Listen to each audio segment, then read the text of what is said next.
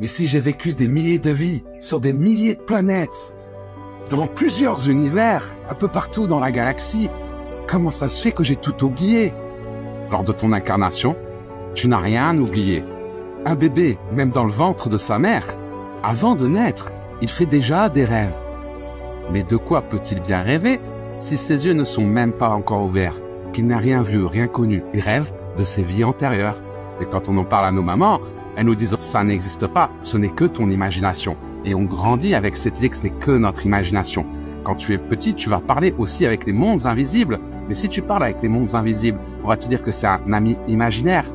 Et ma grand-mère me disait toujours, ce sont les fous qui parlent tout seuls. On veut faire plaisir à nos parents. Et pour l'amour de nos parents, on arrête d'utiliser ces dons et on se convainc que ce ne sont que des rêves, que toutes ces choses-là n'existent pas.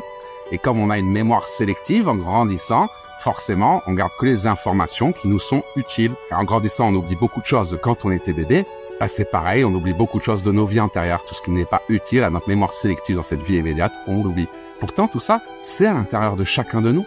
Pour réactiver notre ADN endormi, c'est pas très compliqué. Il suffit de l'utiliser pour le réveiller. Qu'à l'Académie de l'éveil, on utilise nos dons pour les développer, pour réactiver sa Kundalini, pour réactiver sa glande pinéale et tout l'ADN qui est en dormance.